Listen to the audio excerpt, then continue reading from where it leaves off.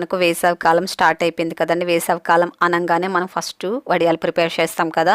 ఈ సంవత్సరం ఏం వడియాలు ప్రిపేర్ చేయాలనుకుంటున్నారా? అయితే ఈ టమాటా మసాలా వడియాలు ప్రిపేర్ చేయండి. చాలా అంటే చాలా బాగుంటాయండి. పుల్ల పుల్లగా, కారం కారంగా, చాలా మంచి మసాలా టేస్ట్ చాలా బాగుంటాయి. పిల్లలు అయితే చాలా ఇష్టంగా తింటారండి. సైడ్ డిష్గానే కాదండి, మనము స్నాక్స్ కూడా ఇవ్వచ్చు పిల్లలకు, చాలా బాగుంటాయి. అలాగే వీడియో ఫస్ట్ నుంచి లాస్ట్ కూడా మిస్ చేయకుండా చూడండి, ఎక్కడికైనా స్కిప్ చేయకండి. ఎందుకంటే నేను చెప్పే కొలతల ప్రకారం చేస్తేనే మీకు కరెక్ట్గా వస్తుందండి. కాబట్టి ఎక్కడెక్కడ స్కిప్ చేయకుండా ఫస్ట్ నుంచి లాస్ట్ వరకు చూడండి, బాగా అర్థమవుతుంది. ఇప్పుడు ఫస్ట్ మనము సగ్గుబియ్యం నానబెట్టుకోవాలండి. నేను ఒక 1/2 కప్పు సగ్గుబియ్యం తీసుకున్నాను. సన్నగా ఉంటుంది కదండి సగ్గుబియ్యము, అది తీసుకోవాలి. మీరు లైలాన్ సగ్గుబియ్యం అంటే ఇస్తారండి, అవి తీసుకుంటే చక్కగా ఉంటాయి.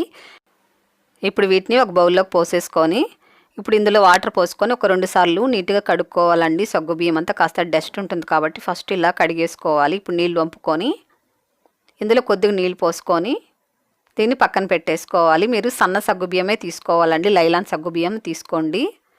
ఇప్పుడు ఒక మిక్సీ జార్ తీసుకొని ఇందులో మనం కారం తగినన్ని పచ్చిమిరపకాయలు తీసుకోవాలి, శుభ్రంగా కడిగేసుకొని ఇలా వేసుకోవాలి. అలాగే అల్లం ముక్క అండి, చిన్న అల్లం ముక్క పైన పొట్టంతా తీసేసుకొని శుభ్రంగా కడుక్కొని వేసుకొని ఇది మిక్సీ పట్టుకోవాలండి. చిన్న చిన్న ముక్కలు కట్ చేసుకొని మిక్సీ పట్టుకోవాలి. ఇలా ముక్కలు కట్ చేసుకొని ఆపుతూ ఆన్ చేస్తూ మిక్సీ పట్టుకోవాలండి. వాటర్ అంతా ఏం వేయకండి. చూడండి ఇలా మిక్సీ పట్టుకోవాలి, కాస్త బరగ్గా మిక్సీ పట్టుకోవాలి. దీన్ని పక్కన పెట్టేసుకొని ఇప్పుడు ఒక బౌల్ తీసుకోవాలి. ఇందులో ఒక చిన్న కప్పు నేను బియ్యపిండి తీసుకున్నానండి. మనం ఇలా సమంగా తీసుకోవాలండి, కప్పుకి ఇలా సమంగా మనము బియ్యపిండి తీసుకోవాలి. అలాగే బియ్యపిండి జల్లించి తీసుకోవాలండి. ఇలా సమంగా తీసుకుంటేనే మనకు నీళ్ళ కొలత అనేది కరెక్ట్గా వస్తుందండి. అదే మీరు కప్పు ఫుల్గా తీసేసుకున్నారనుకోండి, నీళ్ళ కొలత అనేది డిఫరెన్స్ వస్తుందండి. కాబట్టి మీరు కప్పుకి లెవెల్గా తీసుకోండి బియ్యపిండిని.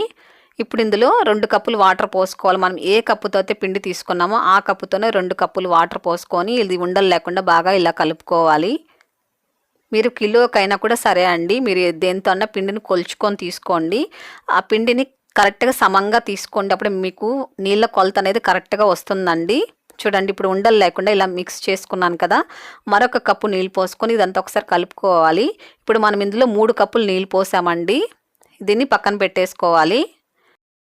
నేను 1/4 కిలో టమాటాలు తీసుకున్నానండి. బాగా పండిన టమాటాలు తీసుకోవాలి, ఇలా కలర్గా ఉండాలండి టమాటాలు, అప్పుడే వడియాలు కూడా మంచి కలర్లో ఉంటాయి. అలాగే ఇవి సన్న కట్ చేసుకొని ఇలా మిక్సీ జార్లో వేసుకొని దీన్ని మిక్సీ పట్టుకోవాలండి. మీరు 1 కిలో పిండికి 1 కిలో టమాటాలు కూడా తీసుకోవచ్చండి, సరి సమంగా మీరు తీసుకోవచ్చు. లేకపోతే 1 కిలో పిండికి 1.5 కిలో కూడా టమాటాలు వేసుకోవచ్చండి, ఏం ప్రాబ్లం లేదు. మీకు బాగా పుల్లగా మంచి టేస్ట్ కావాలంటే 1.5 కిలో కూడా టమాటాలు వేసుకోవచ్చండి 1 కిలో పిండికి. చూడండి ఇలా బాగా నున్నగా పేస్ట్ లాగా చేసుకోవాలండి, వాటర్ ఏం వేయకండి. ఫస్ట్ మనం ఇలా టమాటా పేస్ట్ ప్రిపేర్ చేసి పెట్టుకోవాలి.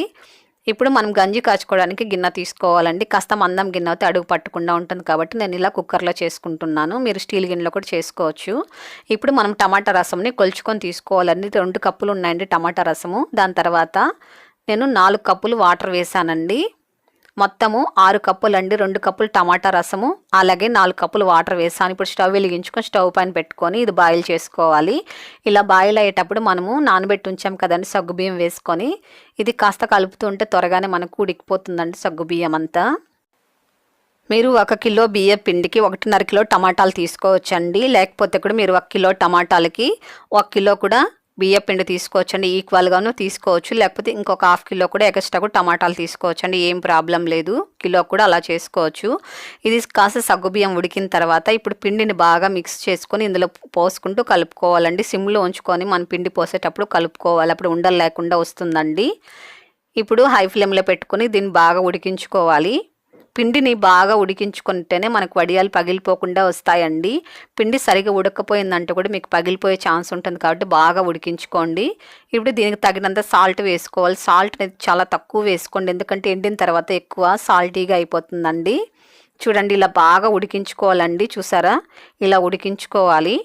మినిమం అంటే మనకు ఒక 15 నిమిషాల పాటను ఉడికించుకోవాలండి పిండి పోసిన తర్వాత. ఇందులో 1 టేబుల్ స్పూన్ జీలకర్ర వేసుకోవాలి. అలాగే మనము మిక్సీ పట్టుకున్నాం కదండి అల్లము అలాగే పచ్చిమిరపకాయల పేస్ట్ ఇందులో వేసుకొని బాగా కలుపుకొని మరొక 5 నిమిషాల పాటు బాగా ఉడికించుకోవాలి. మనం గంజిని ఎంత చక్కగా ఉడికించుకుంటే అంత బాగా వస్తాయండి వడియాలు. ఇందులో నేను పుదీనా కొత్తిమీర వేస్తున్నానండి. పుదీనా కొత్తిమీర వేసారంటే చాలా మంచి ఫ్లేవర్ ఉంటుందండి, టేస్ట్ కూడా చాలా బాగుంటాయి వడియాలు. ఇదంతా కూడా ఒకసారి కలుపుకొని మరొక 5 నిమిషాల పాటు బాగా ఉడికించుకోవాలండి. పుదీనా అంతా కూడా బాగా మసాలా అంతా దీనికి గంజికి పట్టేటట్లు బాగా ఉడికించుకోవాలి. చూడండి ఇలా బాగా ఉడికించుకుంటేనే మీకు వడియాలు అనేవి చక్కగా వస్తాయండి, పగిలిపోకుండా చక్కగా మంచి షేప్లో వస్తాయి. ఇలా బాగా ఉడికించుకోవాలి బాగా దగ్గరకు వచ్చేంత వరకు. ఇప్పుడు స్టవ్ ఆపేసుకోవాలండి. ఇప్పుడు దీన్ని వెంటనే మనము ఒక గిన్నెలోకి తీసేసుకోవాలి.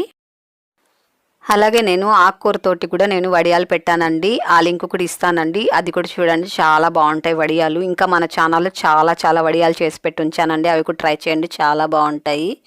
ఇప్పుడు ఇది కాస్త చల్లగైన తర్వాత గంజిని ఇప్పుడు వడియాలు పెట్టుకుందామండి. నేను ఇలా శారీస్కి వస్తుంది కదండి కవర్, దాన్ని తీసుకున్నానండి. శారీస్కి వచ్చే కవర్ని కట్ చేసి తీసుకున్నాను. ఇలా వేసుకున్న తర్వాత మనము ఇలా చిన్న గరిటతో వడియాలు పెట్టుకోవాలండి. ఇది కాస్త చల్లగైన తర్వాత ఇలా మిక్స్ చేసుకొని ఇలా వడియాలు పెట్టుకోవాలి. ఎక్కువ పలచగా వడియాలు పెట్టకండి, కాస్త దలసరిగానే వడియాలు పెట్టుకోవాలండి. ఎందుకంటే ఆరిన తర్వాత బాగా పలచగా అయిపోతాయండి, కాబట్టి మీరు కాస్త దలసరిగానే మీరు వడియాలు పెట్టుకోవాలి. కాస్త మందంగా వడియాలు పెట్టుకోండి. మీకు ఎండ ఫెసిలిటీ ఉంటే మీరు ఎండలో కూడా వడియాలు పెట్టుకోవచ్చండి. మీరు గంజి కాచిన వెంటనే మీరు ఎండలో కూడా ఈ వడియాలు పెట్టుకోవచ్చండి. ఎండ లేని వాళ్ళు అపార్ట్మెంట్లో ఉండే వాళ్ళు కూడా ఇలా ఫ్యాన్ గాలి కింద కూడా పెట్టుకోవచ్చు అని చెప్పేసి నేను ఇంట్లో పెట్టి చూపిస్తున్నాను. నేనైతే ఫ్యాన్ గాలి కిందనే ఈ వడియాలు పెడుతున్నానండి. టేస్ట్ అయితే చాలా బాగుంటాయండి, ఒక్కసారి ట్రై చేయండి, మీకు చాలా నచ్చుతాయి. చూడండి ఇలా కాస్త మందంగానే మీరు వడియాలు పెట్టుకోవాలండి, ఆరిన తర్వాత చాలా పలచగా వస్తాయి. చూడండి అన్నీ ఇలా పెట్టేసుకొని నేను ఫ్యాన్ గాలి కిందనే పెట్టుకున్నానండి. మీరు కావాలంటే ఎండలో కూడా పెట్టుకోవచ్చు. అలాగే మీరు గుర్తుంచుకోండి, 1 కప్పు బియ్యం పిండికి 9 కప్పులు వాటర్ తీసుకోవాలండి. మీరు టమాటా రసంతో కూడా కలిపి మీరు వాటర్ అనేది కొలత తీసుకోవాలి. చూడండి ఒక రోజుకంతా చక్కగా ఆరిపోయేసాయండి.